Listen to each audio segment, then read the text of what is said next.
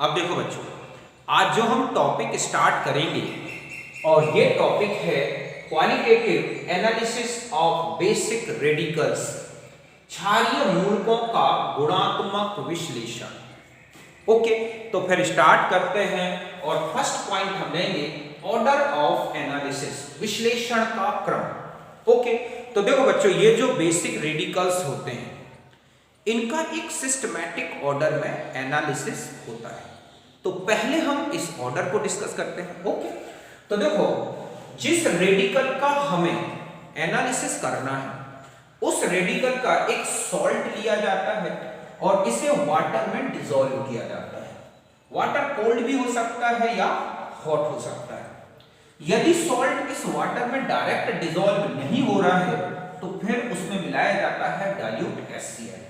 फिर भी अगर डिसॉल्व नहीं हो रहा है तो फिर यूज किया जाता है कॉन्सेंट्रेट HCl। इस तरह से अब सॉल्ट वाटर में क्या हो जाएगा, डिसॉल्व हो जाता है। अब हमें जो एक कलरलेस या फिर कलर्ड एक ट्रांसपेरेंट सॉल्यूशन मिलता है उस सॉल्यूशन को बोला जाता है ओरिजिनल सॉल्यूशन, मूल विलयन।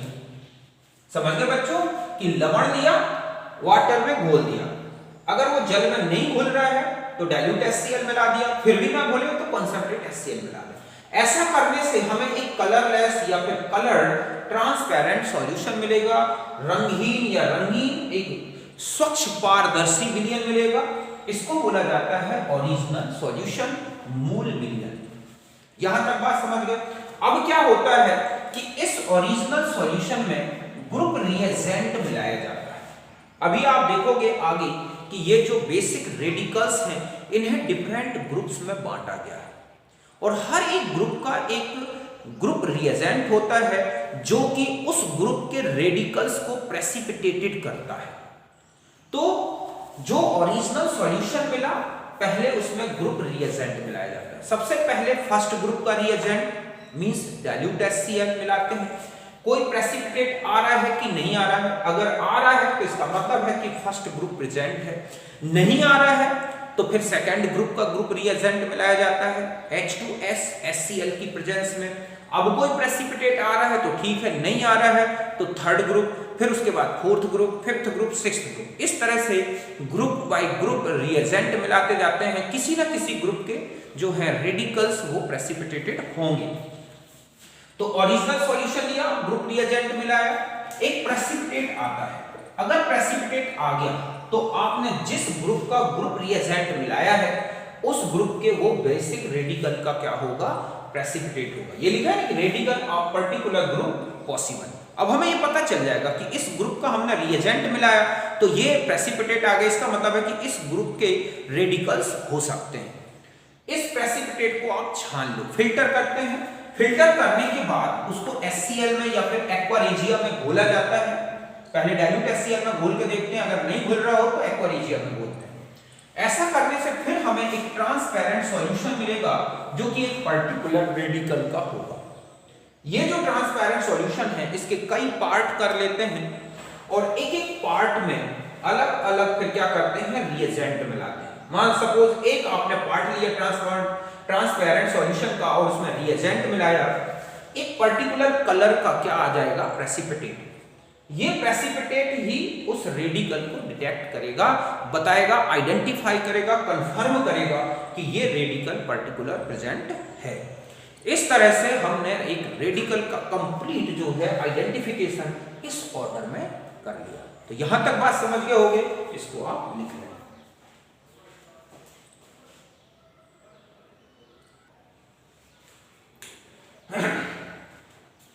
अब देखो बच्चों, ये जो बेसिक रेडिकल्स हैं इनको डिफरेंट ग्रुप्स में बांटा गया है। ओके, पहले हम इन ग्रुप्स को देखते हैं। देखो कौन कौन से हैं। फर्स्ट ग्रुप का जो ग्रुप रिएजेंट है, समूह अभिकर्मक, वो होता है डाइल्यूट HCl। ग्रुप रिएजेंट एक ऐसा रिएजेंट है जो उस पर्टिकुलर ग्रुप के जो रेडिकल्स हैं उनको प्रेसिपिटेटेड करता है। ओके, कि हम इन जो ये हमारे रेडिकल्स हैं Ag+, Pb2+, Hg2+, ये रेडिकल डाइल्यूट HCl में क्लोराइड के फॉर्म में प्रेसिपिटेटेड हो जाते हैं। मींस ये जो इसके क्लोराइड्स हैं, इन एलिमेंट्स के जो क्लोराइड हैं वो डाइल्यूट HCl में डिसॉल्व नहीं होते और इस तरह से ये प्रेसिपिटेटेड होंगे। तो इसके जो रेडिकल्स हैं वो है Ag+, Pb2+, Hg2 ओके, ये 3 रेडिकल्स आते हैं फर्स्ट ग्रुप। यहां तक बात समझ गए। फिर आ जाता है सेकंड ग्रुप। सेकंड ग्रुप में जो ग्रुप रिएजेंट है, समूह अभिकर्मक है, वो है H2S gas in the presence of dilute HCl। Okay, यहां पर डाइल्यूट HCl की प्रेजेंस में H2S गैस पास की जाती है। यहां के जो रेडिकल्स हैं ये कौन कौन से हैं? Hg2+, Pb2+, Cu2+, Cd2+, Sn2+, Sn4+, ठीक है, आर्सेनिक 3+, बिस्मथ 3+ और स्टाइनियम या हम कहें कि एंटीमनी 3+। ये रेडिकल्स किसमें आते हैं? Second group. ये सब के सब सल्फाइड के फॉर्म में प्रेसिपिटेटेड होते हैं। मींस जैसे ही हम डाइल्यूट HCl गैस की प्रेजेंस में H2S गैस पास करेंगे, ये सल्फाइड बनाकर और क्या हो जाते हैं? प्रेसिपिटेटेड हो जाते हैं। यहां तक बात समझ गए। फिर आ जाते हैं ग्रुप थर्ड। अब यहां का जो ग्रुप रिएजेंट है ये है अमोनियम क्लोराइड सॉलिड लिया जाता है एक्सिस में और अमोनियम हाइड्रोक्साइड। यहां के जो रेडिकल्स हैं ये है Fe3+, क्रोमियम 3+ और एल्यूमिनियम 3+। ये जो कैटाइंस हैं, ये जो रेडिकल्स हैं, ये हाइड्रोक्साइड के फॉर्म में प्रेसिपिटेटेड होंगे। जब हम एक एक ग्रुप को डिस्कस करेंगे तब हम देखेंगे कि किस तरह के इनके हाइड्रोक्साइड्स बनते हैं। फिर आता है fourth group. Okay, fourth group का ग्रुप रिएजेंट H2S गैस है, बट ये किसकी प्रेजेंस में पास की जाती है? NH4OH और NH4Cl। अब यहां क्वेश्चन उठता है कि यहां पर भी H2S गैस पास की गई है, यहां पर भी, लेकिन यहां एसिडिक मीडियम है मींस लो pH में, और यहां पर बेसिक मीडियम है मींस हाई pH। ऐसा क्यों? तो ध्यान से देखें कि जो सेकेंड ग्रुप के ये रेडिकल्स हैं, इनके जो सल्फाइड्स होते हैं, इनका सॉल्युबिलिटी प्रोडक्ट विलेयता गुणनफल कम होता है। तो ऐसे में इन कैटाइंस को, इन बेसिक रेडिकल्स को प्रेसिपिटेटेड होना है तो कम सल्फाइड की जरूरत होती है। जबकि फोर्थ ग्रुप के ये जो रेडिकल्स हैं, इनके सल्फाइड्स का सॉल्युबिलिटी प्रोडक्ट विलेयता गुणनफल काफी हाई होता है। ऐसे में इनके लिए ज्यादा से ज्यादा सल्फाइड चाहिए, तो इनका विलेयता गुणनफल कम है इसलिए कम सल्फाइड चाहिए। अब सल्फाइड कम कैसे हो? तो H2S गैस को जब HCl की प्रेजेंस में पास किया जाता है बच्चों, तो HCl एक स्ट्रॉन्ग इलेक्ट्रोलाइट है, इसका क्या होता है? कॉमन आयन इफेक्ट पड़ता है। कॉमन आयन इफेक्ट के कारण H2S का आयोनाइजेशन कम हो जाता है। अब जब इसका आयोनाइजेशन कम होगा तो कम सल्फाइड बनते हैं, तो केवल सेकेंड ग्रुप के ही क्या होंगे? सल्फाइड प्रेसिपिटेटेड होंगे। मींस अगर सॉल्ट के साथ फोर्थ ग्रुप के भी सल्फाइड हो तो वो यहां पर प्रेसिपिटेटेड नहीं होंगे, वो केवल बेसिक मीडियम में ही प्रेसिपिटेटेड होंगे। ओके, तो यहां तक बात समझ गए कि इनके सल्फाइड कम चाहिए, मतलब इनके जो सल्फाइड्स हैं इनकी सॉल्युबिलिटी प्रोडक्ट कम है, इनको कम सल्फाइड चाहिए। कम सल्फाइड कैसे मिलते हैं? डाइल्यूट HCl की प्रेजेंस में H2S गैस पास करने से HCl के कॉमन आयन इफेक्ट के कारण कम सल्फाइड बनते हैं और केवल सेकंड ग्रुप के रेडिकल से ही प्रेसिपिटेटेड होते हैं। फोर्थ ग्रुप में ये जो आयंस हैं, ये कैटाइंस हैं या रेडिकल्स हैं, इन रेडिकल्स के लिए ज्यादा सल्फाइड चाहिए तब ये प्रेसिपिटेटेड होकर बाहर आएंगे। मींस इन सल्फाइड का आयनिक गुणनफल ज्यादा चाहिए, ऐसे में हमें ज्यादा सल्फाइड चाहिए। ज्यादा सल्फाइड कैसे बनेंगे? बेसिक मीडियम है, ये क्षार है और H2S एक अम्ल है, तो बेसिक मीडियम में H2S का ज्यादा आयोनाइजेशन होता है। जब आयोनाइजेशन ज्यादा होगा तो ज्यादा सल्फाइड आयंस बनेंगे और फोर्थ ग्रुप के रेडिकल क्या हो जाते हैं? प्रेसिपिटेटेड हो जाते हैं। ध्यान रखें, अगर सेकेंड ग्रुप के रेडिकल्स हैं तो वो फोर्थ ग्रुप में भी प्रेसिपिटेटेड होंगे। क्यों? क्योंकि इन्हें तो कम सल्फाइड चाहिए, ज्यादा सल्फाइड मिल जाएंगे तो फिर भी प्रेसिपिटेटेड हो जाएंगे। लेकिन फोर्थ ग्रुप के जो मेंबर्स हैं वो सेकेंड ग्रुप में प्रेसिपिटेटेड नहीं होते। तो ये क्वेश्चन आता है, ऑब्जेक्ट आता है कि इनमें से कौन सा रेडिकल, ठीक है, एसिडिक मीडियम में प्रेसिपिटेटेड नहीं होगा। तो आपको ध्यान रखना है कि फोर्थ ग्रुप के ये जो रेडिकल्स हैं ये सेकेंड ग्रुप में प्रेसिपिटेटेड नहीं होते। या फिर पूछा जाता है कि इनमें से कौन सा radical basic medium acidic medium means low pH में प्रेसिपिटेटेड नहीं होगा तो ये हो। यहां तक बात समझ गया हो गया अच्छी तरह से। तो यहां पर NH4OH का वर्क होता है इसको आयोनाइजेशन को बढ़ा देना और डाइल्यूट HCl का वर्क है इसके आयोनाइजेशन को घटा देना। जस्ट ऐसा ही यहां पर देखो NH4OH और NH4Cl में से NH4OH को कम आयोनाइज्ड करे इसके लिए NH4Cl मिला दिया जाता है। ये स्ट्रॉन्ग इलेक्ट्रोलाइट है, इसके कॉमन आयन इफेक्ट के कारण ये कम आयोनाइज्ड होता है, कम हाइड्रोक्साइड बनते हैं और केवल थर्ड ग्रुप के ही हाइड्रोक्साइड प्रेसिपिटेटेड हो सकते हैं। फोर्थ ग्रुप के ये रेडिकल में ये भी हाइड्रोक्साइड के रूप में प्रेसिपिटेटेड होते हैं लेकिन इनके लिए ज्यादा हाइड्रोक्साइड चाहिए, तो अमोनियम क्लोराइड इसके हाइड्रोक्साइड को कम रखता है, केवल इन्हीं को ही प्रेसिपिटेटेड होने देता है। यहां तक बात समझ गए। अब हम आ जाते हैं फिफ्थ ग्रुप। फिफ्थ ग्रुप के ये रेडिकल्स हैं और ये है इनका ग्रुप रिएजेंट अमोनियम कार्बोनेट, जो किसकी प्रेजेंस में डाला जाता है, अमोनियम हाइड्रोक्साइड। तो यहां जो कार्बोनेट्स बनते हैं ये कार्बोनेट आयन इनको कार्बोनेट्स के फॉर्म में प्रेसिपिटेटेड करता है, calcium carbonate, barium carbonate, strontium carbonate, इस तरह से ये फिफ्थ ग्रुप के रेडिकल्स होते हैं।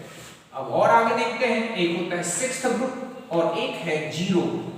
सिक्स्थ ग्रुप में केवल एक रेडिकल रखा गया है और जो जीरो ग्रुप है उसमें भी एक रेडिकल है। तो हमारा आ जाता है सिक्स्थ ग्रुप। ओके, इसका जो ग्रुप रिएजेंट है समझ गए बच्चों, वो होता है मैग्नीशियम अमोनियम फॉस्फेट। क्या होता है, मैग्नीशियम अमोनियम फॉस्फेट ये है। और इसका जो रेडिकल है ओके ये होता है क्या, Mg2+।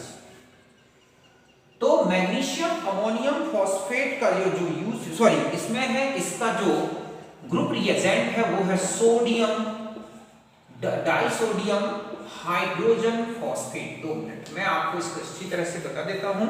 इसका जो ग्रुप रिएजेंट है वो है डाइसोडियम Na2HPO4। क्या है, group reagent disodium hydrogen phosphate. और इसका जो रेडिकल है वो है Mg2+। क्या है, Mg2+ इसका रेडिकल है। अब हम आ जाते हैं इसके बाद जो लास्ट ग्रुप है जीरो ग्रुप। ओके, तो जीरो ग्रुप में केवल एक ही रेडिकल आता है और वो है अमोनियम आयन। इसका कोई एक पर्टिकुलर ग्रुप रिएजेंट नहीं है, हम इसको अलग से इंडिविजुअल इसके रेडिकल्स का टेस्ट एनालिसिस कैसे की जाती है उसको डिस्कस करेंगे। कुल मिला के ये जो है बेसिक रेडिकल्स को इस तरह से डिवाइड किया गया। तो आप यहां तक नोट करें।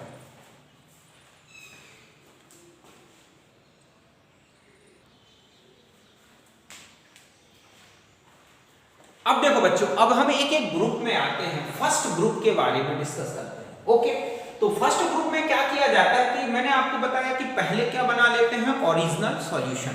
तो एक ओरिजिनल सॉल्यूशन बनाया गया सॉल्ट का, जिसमें ये जो कैटाइंस हैं फर्स्ट ग्रुप के रेडिकल्स Pb2+ Ag1+ Ag2+ ये होते हैं। और जैसे ही हम ग्रुप रीजेंट समूह अभिकर्मक डाइल्यूट HCl मिलाते हैं, क्या मिलाएंगे, डाइल्यूट HCl, तो ये रेडिकल्स अगर लेड है तो लेड क्लोराइड के फॉर्म में आ जाएगा, सिल्वर है तो सिल्वर क्लोराइड बन जाएगा, मर्क्यूरस आयन है तो इस तरह से Ag2Cl2, इनका क्या मिल जाता है, प्रेसिपिटेट, जो कैसा होता है, व्हाइट प्रेसिपिटेट होता है।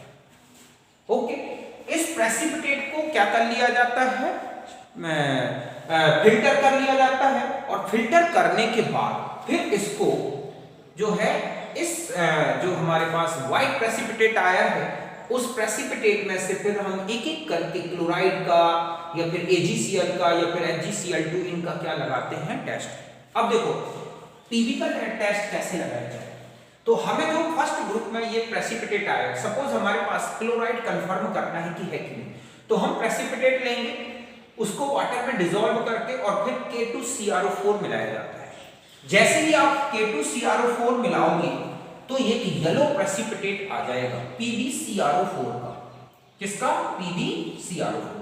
येलो प्रेसिपिटेट आ जाना ही ये इंडिकेट करता है कि हमें लेड दिया गया है। ओके, एक तो ये है। दूसरा और कंफर्मेशन करना है तो PbCl2 का सॉल्यूशन लेके Ki मिला दें, लेड आयोडाइड का येलो प्रेसिपिटेट आता है। और कंफर्म करना है तो पीओ सॉल्यूशन लें और H2SO4 मिला दें। लेड सल्फेट का व्हाइट प्रेसिपिटेट आता है। और चौथा कंफर्मेशन लगाना है तो सॉल्यूशन लेके Na2S मिला दें, PbS का ब्लैक प्रेसिपिटेट आता है। अगर ये सारे टेस्ट मिल रहे हैं हमें तो इसका मतलब है कि हमें फर्स्ट ग्रुप में क्या दिया गया है, लेड। तो ये किसके टेस्ट हो गए हमारे पास, लेड आयन के। ओके, यहां तक नोट करना।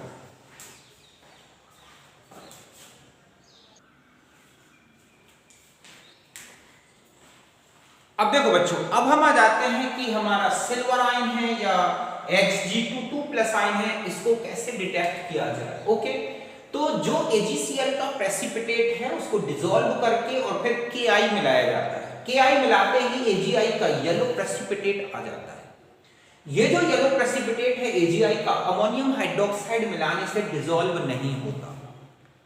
तो इसका मतलब है ये कंफर्म कर देता है कि हमारे पास Ag+ आयन है। एक तो ये कंफर्मेशन होता है। दूसरा होता है कि AgCl का प्रेसिपिटेट लें और अमोनियम हाइड्रोक्साइड में डिसॉल्व करें। तो जैसे ही आप अमोनियम हाइड्रोक्साइड मिलाओगे, व्हाइट प्रेसिपिटेट जो था AgCl का वो टोटल डिसॉल्व हो जाएगा। क्यों? क्योंकि ये कॉम्प्लेक्स बन जाता है। AgCl वाटर में डिसॉल्व नहीं है बट अमोनियम हाइड्रोक्साइड में डिसॉल्व है। कई बार ये क्वेश्चन आता है कि AgCl की सॉल्युबिलिटी का ऑर्डर लिखें। ठीक है, प्योर वाटर में, अमोनियम हाइड्रोक्साइड में, NaCl में। तो देखो प्योर वाटर में कम डिसॉल्व नहीं होता और अमोनियम हाइड्रोक्साइड में ये डिसॉल्व होता है। तो सबसे ज्यादा सॉल्युबिलिटी इसकी किस में दिखाई देगी, अमोनियम हाइड्रोक्साइड में। फिर उससे कम वाटर में और उससे भी कम किस में हो जाएगी, NaCl के वाटर में। NaCl में क्लोराइड आयन का एक कॉमन आयन इफेक्ट पड़ता है जिससे इसकी सॉल्युबिलिटी और कम हो जाती है। तो यहां पर ये सॉल्युबल हो जाएगा। अगर हम इस सॉल्युबल सॉल्यूशन में फिर से HNO3 मिला के और हीटेड कर दें तो देखोगे दोबारा AgCl का प्रेसिपिटेट आ जाएगा, क्योंकि ये डिकम्पोज हो जाता है और फिर ये मिल जाता है हमें क्या, AgCl। ओके, ये हो गया। फिर इसके बाद हम आ जाते हैं Hg2+ आयन के बारे में। तो इस आयन को जैसे ही हमें ये प्रेसिपिटेट मिला, इसे हम अमोनियम हाइड्रोक्साइड में मिलाते हैं। अगर ब्लैक प्रेसिपिटेट आ जाता है जो कि इनके बनने से है HgNH2Cl, ओके, और अमोनियम क्लोराइड इस तरह से, और ये वाटर, तो ये ब्लैक प्रेसिपिटेट बनने का मतलब है कि हमें क्या दिया गया है, Hg। या फिर ब्लैक प्रेसिपिटेट में SnCl2 का सॉल्यूशन मिला, ग्रे कलर का प्रेसिपिटेट आ जाएगा जो कि मरकरी बनने के कारण है। या कॉपर मिला के देख लें इसी के सॉल्यूशन में, ग्रे कलर का प्रेसिपिटेट आ जाए, तो ये भी Hg2+ की प्रेजेंस को बताता है। तो यहां तक आप अच्छी तरह समझ गए होंगे, इसे नोट करें।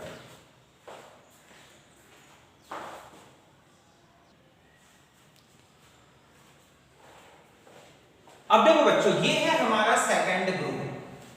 ओके, सेकंड ग्रुप का ओरिजिनल सॉल्यूशन लिया गया। इसमें हो सकता है copper 2+, Cd2+, Pb2+, Hg2+, As3+, Sb3+, Bi3+, इसके अलावा है Sn2+ या फिर Sn4+।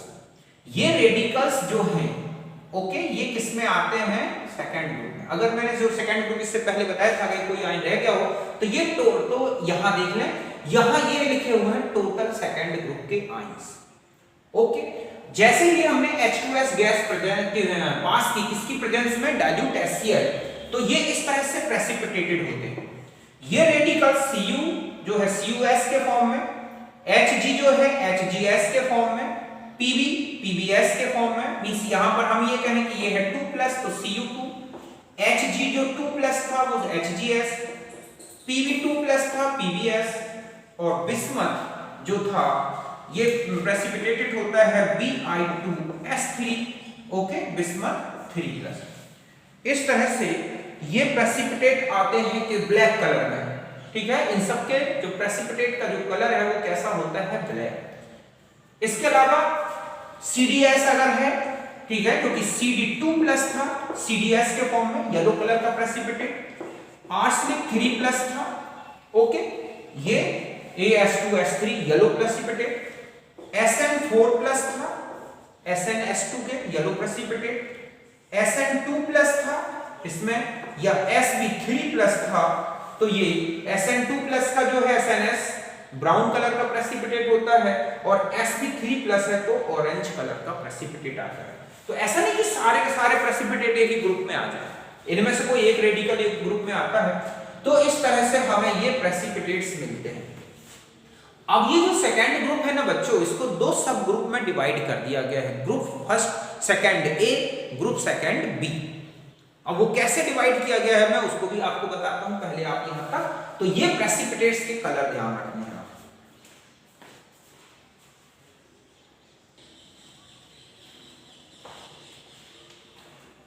अब देखो बच्चों, अभी आपने देखा कि जो सेकेंड ग्रुप के जो मेंबर्स हैं उनके जो प्रेसिपिटेट्स हैं, इनमें ये ग्रुप, ये जो रेडिकल्स हैं इस सल्फाइड के फॉर्म में होते हैं। ओके, अब क्या किया जाता है कि एक होता है yellow ammonium sulphide NH4 whole twice S2। क्या होता है? Yellow ammonium sulphide. इसमें क्या किया जाता है? डिसॉल्व किया जाता है। डिसॉल्व करने से ये दो पार्ट में बढ़ जाते हैं रेडिकल्स। एक तो है कि do not dissolve in yellow ammonium sulphide, जो कि अमोनियम सल्फाइड में डिसॉल्व नहीं होते, और ये ग्रुप कहलाता है सेकंड ए ग्रुप। कौन सा ग्रुप हो गया ये? सेकंड ए ग्रुप। और इसमें आते हैं HGS, PBS, CUS, CDS और Bi2S3 बिस्मथ के ये सल्फाइड है, लेकिन ये नाइट्रिक एसिड में डिसॉल्व होते हैं। मींस इनको जब हमें आइडेंटिफाई करना होता है इन रेडिकल्स को, तो हम नाइट्रिक एसिड में डिसॉल्व करेंगे, फिर उसके बाद आगे इंडिविजुअल रेडिकल्स का टेस्ट लगाया जाता है। तो ये कहलाता है सेकंड ए ग्रुप। और जो डिसॉल्व हो जाते हैं अमोनियम सल्फाइड में, वो कहलाते हैं सेकंड बी ग्रुप के मेंबर्स। ये हैं AS2S3, Sb2S3, SNS और SnS2। इस तरह से जो सेकंड ए ग्रुप है काफी बड़ा ग्रुप है, सबसे ज्यादा रेडिकल्स इसी ग्रुप में आते हैं। इनको दो अलग अलग पार्ट में डिवाइड कर दिया गया। तो इसमें जो ऑब्जेक्ट होता है कि इनमें से कौन सा सल्फाइड येलो अमोनियम सल्फाइड में डिसॉल्व नहीं है। तो ध्यान रखें कि जो डिसॉल्व है उनमें सब में S दिख रहा है बच्चों, ठीक है, AS2S3, Sb2S3, SNS, ठीक है, S, इनमें ऑलरेडी S पहले से है। देखो इसमें भी S, AS में S है, SB में S है, SNS में S है, SNS2 में भी S है। तो ध्यान रखें कि जितने भी कैटाइंस S से स्टार्ट हैं या S के साथ हैं रेडिकल्स, वो सब सेकंड बी ग्रुप में आते हैं।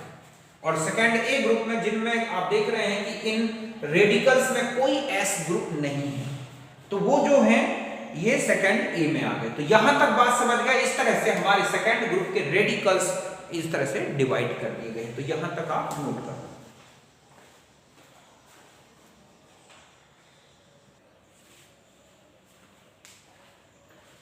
अब देखो बच्चों, अब हमें जो ये रेडिकल्स मिले हैं सल्फाइड के फॉर्म में, इनको नाइट्रिक एसिड में डिसॉल्व किया जाता है, फिर आगे के इंडिविजुअल टेस्ट लगाए जाते हैं। तो MS का मतलब ये हुआ कि यहां पर इनके सल्फाइड्स, M कौन हो सकता है? Copper 2+, Pb2+, Cd2+। ये जो सल्फाइड्स होते हैं इन्हें नाइट्रिक एसिड में जब डिसॉल्व करते हैं तो ये मेटल नाइट्रेट में इस तरह से चेंज हो जाते हैं। ओके, और ये NOS और ये चेंज हो जाते हैं, ये सब डिसॉल्व हो जाते हैं नाइट्रिक एसिड में और एक क्लियर सॉल्यूशन बनाते हैं। ऐसे ही Bi2S3 को भी नाइट्रिक एसिड में डिसॉल्व करते हैं, तो ये BiNO3 का होल थ्राइस बनता है, NO3।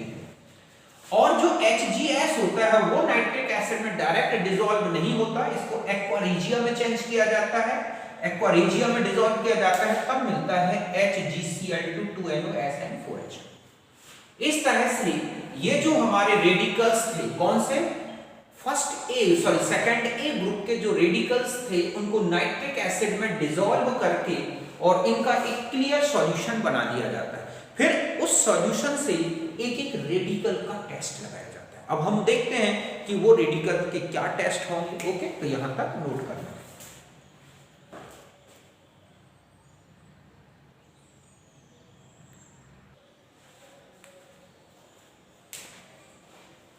अब देखो बच्चों, अब हम आ जाते हैं इन इंडिविजुअल जो रेडिकल्स हैं इनके टेस्ट कैसे लगाए जाते हैं। तो लेड का कैसे लगाया जाता है? देखो लेड को जब नाइट्रिक एसिड में डिसॉल्व किया था, आपने देखा लेड नाइट्रेट बनता है, इसमें K2CrO4 मिलाते हैं, येलो प्रेसिपिटेट आ जाता है। इससे पहले भी आपने लेड के टेस्ट देख लिए। ठीक है, NO3 में H2SO4 मिलाया जाए PbNO3 होल ट्वाइस में, तो PbSO4 का व्हाइट प्रेसिपिटेट आ जाएगा। इसके अलावा और भी मैंने आपको टेस्ट बताए थे, PbNO3 whole twice plus Ki मिला दें तो क्या बन जाएगा, PbI2 का येलो प्रेसिपिटेट बन जाएगा। ऐसे ही Na2S मिला दें तो PbS का ब्लैक प्रेसिपिटेट आ जाएगा। तो इस तरह से हम लेड कंफर्म कर लेते हैं। फिर आता है कॉपर 2+, तो कॉपर को नाइट्रिक एसिड में डिसॉल्व किया, कॉपर नाइट्रेट था, अमोनियम हाइड्रोक्साइड मिलाते ही एक ब्लू प्रेसिपिटेट बनता है, ये कॉम्प्लेक्स बनने के कारण CuNH3 होल 4 NO3 का होल पर, ये एक ब्लू प्रेसिपिटेट आ जाता है जो कॉपर का कंफर्म करता है। और कंफर्मेशन लगाना है तो दूसरा सॉल्यूशन इसी का ले लें कॉपर नाइट्रेट का, और पोटेशियम फेरोसाइनाइड मिलाएं K4FeCN होल 6, इसके मिलाते ही एक चॉकलेटी प्रेसिपिटेट आ जाएगा। डेयरी मिल्क जो होती है, जो चॉकलेट, उसका कलर जो होता है उस तरह का एक कलर आ जाएगा। इसको बोलते हैं, क्या है ये, क्यूप्रिक फेरोसाइनाइड। इस तरह से इसका एक प्रेसिपिटेट आता है। तो ये ऑब्जेक्ट क्वेश्चन होता है कि पोटेशियम फेरोसाइनाइड को जब कॉपर सॉल्ट में मिलाते हैं तो चॉकलेटी प्रेसिपिटेट आता है, उसका फार्मूला क्या है, तो वो है क्यूप्रिक फेरोसाइनाइड। फिर आते हैं CD2+, CD2+ नाइट्रिक एसिड में डिसॉल्व होकर CdNO3 होल ट्वाइस के फॉर्म में था, दोबारा H2S गैस पास कर दी जाती है तो येलो प्रेसिपिटेट आ जाता है, जो कि हमारा CD2+ का टेस्ट होता है। यहां तक समझ गए इसको?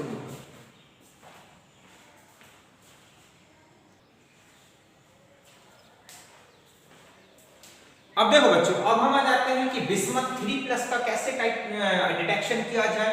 तो बिस्मथ नाइट्रेट था, अमोनियम हाइड्रोक्साइड मिलाया, पहले बिस्मथ हाइड्रोक्साइड का ये हमें क्या मिला, प्रेसिपिटेट, फिर HCl मिलाया जाता है तो बिस्मथ क्लोराइड मिलता है, और फिर बिस्मथ क्लोराइड में जब एक्सेस में वाटर मिला के हीट किया जाता है तो इस तरह से एक पर्ल व्हाइट प्रेसिपिटेट आता है। पर्ल व्हाइट का मतलब जैसे मोती होता है, मोती जैसे चमकता है ना व्हाइट सा, बिल्कुल वैसा चमकता हुआ प्रेसिपिटेट आता है। ये क्वेश्चन ऑब्जेक्ट काफी बार आ चुका है कि BiCl3 को जब H2O हाइड्रोलाइज्ड किया जाता है तो क्या बनता है, तो ये है बिस्मथ ऑक्सीक्लोराइड। ये क्या है बच्चों, बिस्मथ ऑक्सीक्लोराइड, इसका प्रेसिपिटेट आता है, इसको पर्ल व्हाइट भी बोलते हैं। क्या बोलते हैं, पर्ल व्हाइट।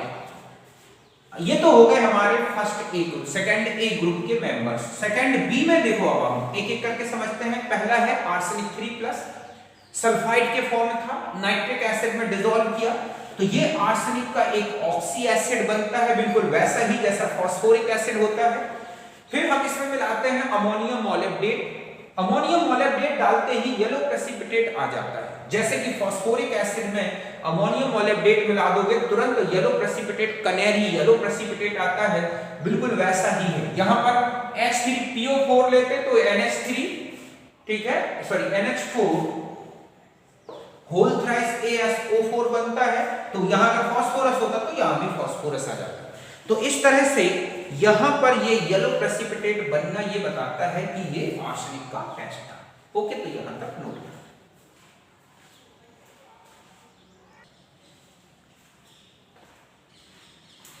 अब देखो बच्चों, ये है Sn2+ हो या Sn4+, ओके, इनका कैसे आइडेंटिफिकेशन किया जाए। तो SNS अगर है तो भी HCl से रिएक्शन करके SnCl2 और H2S में चेंज होता है। SnCl2 में HgCl2 मिलाने से व्हाइट प्रेसिपिटेट आता है Hg2Cl2 का, या फिर HgCl2 डायरेक्ट मिला दें तो ग्रे कलर का प्रेसिपिटेट आएगा Hg के बनने में। तो ये है Sn2+ के टेस्ट।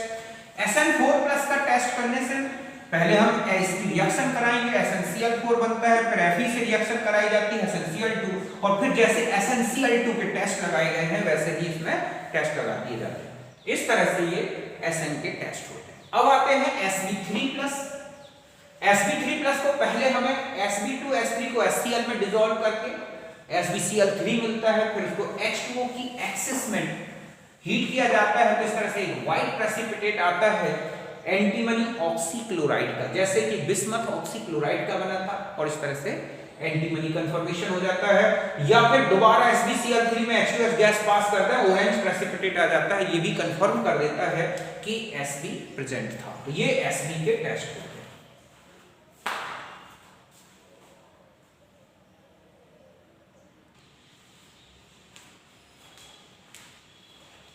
अब देखो बच्चों, एक रिएक्शन और बता दूं कि अभी आपको मैंने बताया था कि जो सेकंड ग्रुप के रेडिकल्स हैं जो सल्फाइड के फॉर्म में प्रेसिपिटेटेड होते हैं, जब उन्हें अमोनियम येलो अमोनियम सल्फाइड में डिसॉल्व किया जाता है तो वो किस तरह से डिसॉल्व होते हैं। तो जो रेडिकल्स जो सल्फाइड येलो अमोनियम सल्फाइड में डिसॉल्व होते हैं वो इस तरह से रिएक्शन करते हैं अमोनियम सल्फाइड से, येलो अमोनियम सल्फाइड से। देखो तो यही लिखा है कि radical oxidise to higher oxidation state which then dissolve to form thio compound.